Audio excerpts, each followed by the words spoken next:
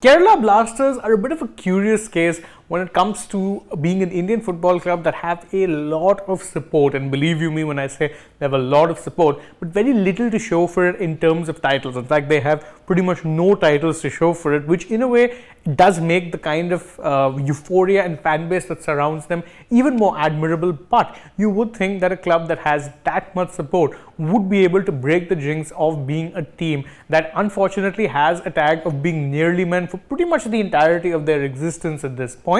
That being said, 2022-23 season wasn't very kind to them. The club were caught up for things that were, well, let's say essentially of their own doing, because of course you'd remember that when they were in that playoff for the ISL, they ended up kind of being caught up in that controversy where their coach led a walkout because there was a goal that Sunil Chhetri had scored for Bengaluru FC that Kerala Blasters felt wasn't a fair goal. It was, spoiler alert, but they ended up getting embroiled in that controversy, lost out on the chance potentially to progress further and maybe make it to the final again. And it was a bit of a weird time for the club. They will no doubt hope that they can reset from that, move into this season with a little bit of a fresher focus. But I will say this, that right now the kind of transfer activity that they have had so far this season has been, well, it's been a little bit confusing, to put it politely. And I know that there's still time, and I know that they've at least had a manager in charge now for about a couple of seasons. In fact, their current manager has been there since 2021, so that is a good sign in some ways that at the very least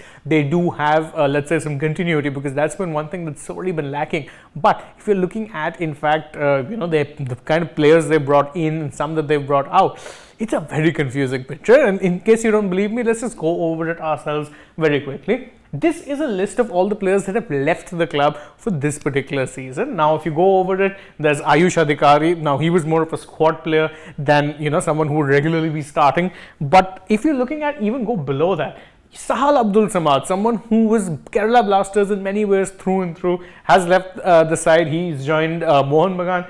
Prabsukhan Gill, who actually did do pretty well for the Blasters, he's joined East Bengal. Nishu Kumar has joined East Bengal. Even beyond that, you have someone like Dhanichandra Methi who's left, Victor Mongil left, Apostolos Gianu gone, Ivan Kalizuni also gone, Harmanjot Khabra, another one who's ended up going to East Bengal, Mohit Khan and Jessel Carniero. Carniero, in fact, has joined the Blasters' rivals, Bengaluru FC. So that's a lot of players. In fact, if you're counting, that's 1, 2, 3, 4, 5, 6, 7, 8, that's 11 players who have left the team. Essentially, that's one playing 11 that has pretty much just departed from the club. You'd think that if you've sold those many players, or if you've gotten rid of so many players, then you would be at least bringing in a similar number of players, right?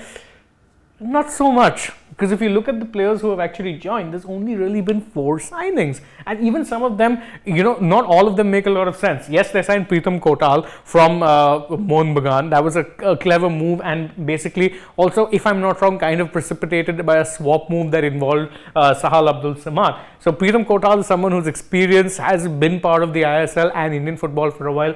Good option at right back. They've got Nausha Singh on loan. They've got Prabir Das and of course Joshua Sotiro. But that's it. That's 4 players they've brought in and 11 they've gone out. So again, considering the fact that the Indian football season now has expanded significantly, don't forget, from August onwards you will see the start of the season with the Durand Cup, then will be the leagues, then after that will be the Super Cup. So it's a pretty long season.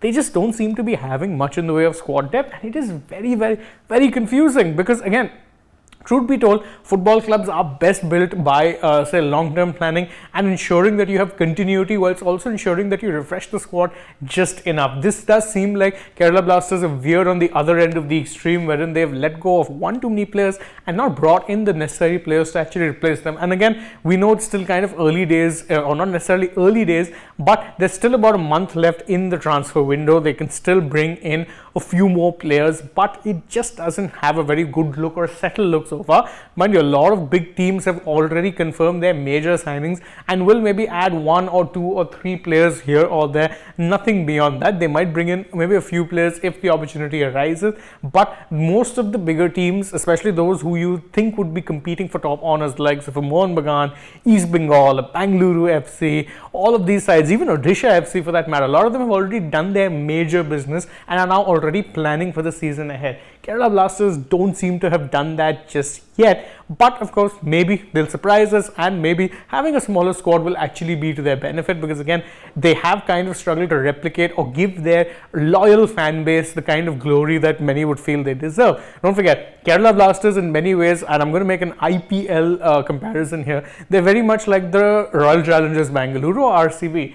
Passionate fan base, check. They've always been well supported, whether it be on social media around the country or especially so in the stadium.